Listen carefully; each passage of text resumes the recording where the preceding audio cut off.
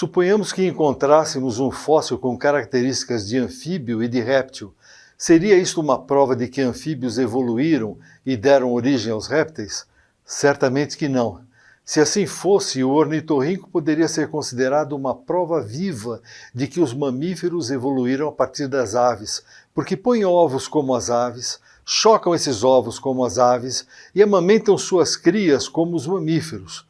Como mamíferos são considerados portadores de um sistema mais aperfeiçoado de reprodução, mais protegido, a conclusão poderia se seguir facilmente, mas nem mesmo evolucionistas esposam esse ponto de vista. Este pequeno e curioso animal não se encontra sequer posicionado como elo entre os répteis, aves e mamíferos, simplesmente porque existe ainda hoje e assim pode ser amplamente observado e estudado. Recentes pesquisas mostraram que ele possui um sistema nervoso altamente desenvolvido e especializado, o que impede sua espécie de preceder, segundo os padrões evolucionistas, aos mamíferos ou às aves. Entretanto, caso sua espécie tivesse sido extinta e um fóssil de ornitorrinco tivesse sido encontrado em condições extremamente singulares, de modo a permitir identificar sua condição de mamífero, ele seria, sem sombra de dúvida, apontado como elo intermediário entre as aves e os mamíferos. Assim, como podemos ter certeza de que não reverteríamos nossa opinião, desqualificando como elo perdido o animal meio anfíbio, meio réptil, cujo fóssil supusemos ter encontrado no início desta sessão e se conhecêssemos mais a seu respeito? Além disso, ainda resta o fato de que tal animal teria também um lugar reservado no modelo criacionista, como tendo sido criado com aquelas características. Em seu artigo sobre anatomia comparada e a evolução dos vertebrados, o evolucionista Dwight Davis destaca o caráter circunstancial das evidências oriundas da paleontologia. Mas os fatos da paleontologia harmonizam-se igualmente bem com outras interpretações, por exemplo, a criação divina, etc. E a paleontologia por si mesmo não pode provar nem refutar tais ideias. Mas há ainda um aspecto do registro fóssil que gostaríamos de salientar: o fato de cada um dos dois modelos ter a sua própria predição a respeito do que possa ser encontrado nesse imenso arquivo de pedra. Segundo o modelo evolucionista, o registro fóssil deve apresentar uma sequência finamente graduada de fósseis com tipos intermediários, conectando todas as formas de vida, vivas ou extintas.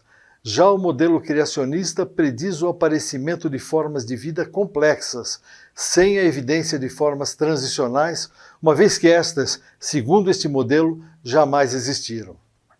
Darwin sabia que em seu tempo o registro fóssil não se constituía numa evidência do modelo evolucionista, mas nutria esperanças de que o futuro pudesse reverter essa situação. Observe suas palavras em A Origem das Espécies.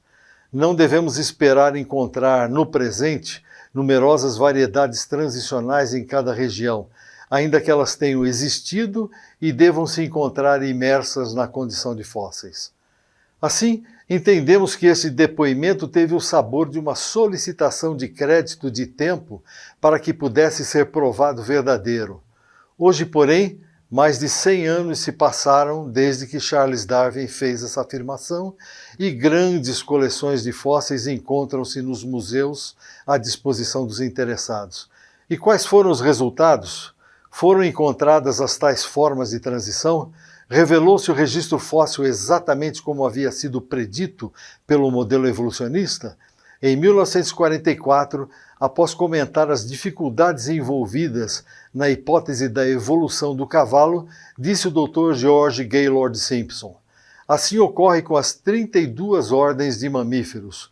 Os mais antigos e primitivos mamíferos conhecidos de todas as ordens já dispõem dos caracteres básicos ordinários e, em caso algum, há uma sequência aproximadamente contínua de uma ordem para outra. Na maioria dos casos, a descontinuidade é tão acentuada e a lacuna tão grande que a origem da ordem é especulativa e muito contestada. Esta ausência regular de formas transicionais não se confina aos mamíferos, mas é um fenômeno quase universal, tanto quanto tem sido notado por paleontólogos.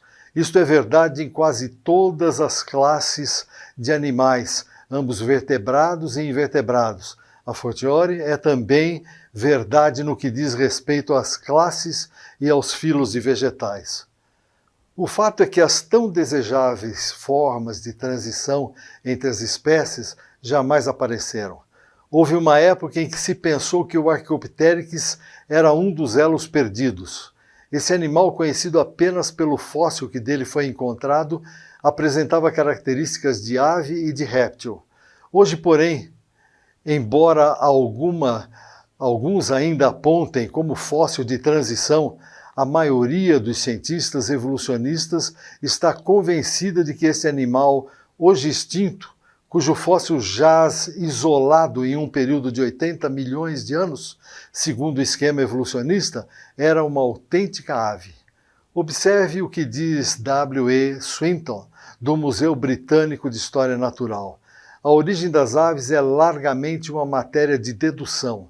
Não há evidências fósseis dos estágios através dos quais a notável mudança de réptil para ave foi obtida. Em 1968, o Dr. McAllister, professor da Universidade de Yale, publicou um livro, The History of Life, onde afirmou: em nítido contraste com o registro pré-cambriano, constituído predominantemente por plantas simples, verifica-se um rápido e drástico aparecimento dos primeiros animais. Os primeiros animais não são os primitivos, unicelulares, como seria de se esperar, mas sim formas complexas, multicelulares, cujo aparecimento tão tardio na história da Terra tem sido um dos mais embaraçosos problemas. Em 1971, D.M. Rope e S.M. Stanley, dois renomados cientistas evolucionistas, especialistas em paleontologia, confirmaram a posição inalterada do registro fóssil. Infelizmente, a origem da maioria das categorias superiores encontra-se envolta em mistério. Comumente, tais categorias aparecem abruptamente no registro fóssil, sem a evidência de formas transicionais. Este mesmo fato foi documentado pelo paleontólogo evolucionista David B. Kitts, em um dos artigos que escreveu para a revista Evolution. Vejam como ele colocou essa questão. A despeito da brilhante promessa de que a paleontologia proporciona meios de se ver a evolução, ela tem apresentado algumas desagradáveis dificuldades para os evolucionistas, a mais notória das quais é a presença de lacunas no registro fóssil. A evolução requer formas intermediárias entre as espécies e a paleontologia não as proporciona. Quando criacionistas discorrem sobre esse assunto, é muito comum evolucionistas se referirem ao fato de que essas declarações foram feitas há muitos anos atrás e assim podem estar ultrapassadas. Isso, porém, não é verdade. Ainda hoje o registro fóssil permanece inalterado em relação a essa questão. E a prova disso está no novo conceito introduzido em cena pelos evolucionistas e que virtualmente elimina a busca dos elos de transição. Por volta de 1950, o biólogo George Gaylord Simpson, pelos mais de 100 anos de investigação da crosta da Terra, não mais acreditava que os elos de transição pudessem ser encontrados.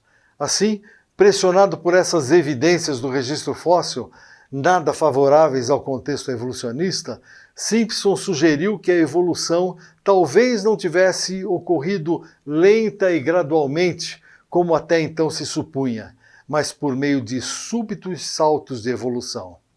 A esta novidade conceitual deu-se o nome de Punctuated Equilibrium, equilíbrio pontuado. Na época, a maioria dos cientistas não viu com bons olhos essa ideia, de modo que ela foi rejeitada quase que por unanimidade, e o mundo da ciência preferiu continuar sua busca pelos elos perdidos da evolução. Houve até quem ironizasse, indagando: o que é que você quer dizer com isso? Que um réptil botou um ovo e dali saiu um passarinho voando? Hoje, porém, evolucionistas parecem não mais alimentar a esperança de que o registro fóssil venha a exibir os tais elos perdidos e estão preferindo ressuscitar a velha ideia de Simpson. A razão pela qual ousamos denominar esse recurso de escuso é porque não é assim que se faz ciência. Primeiro, não se começa por um suposto fenômeno. Depois, quando as evidências não confirmam as nossas previsões, alterar os parâmetros do modelo de modo a tornar desnecessário o que antes era imprescindível é uma manobra que, no mínimo, tem o sabor do ilícito.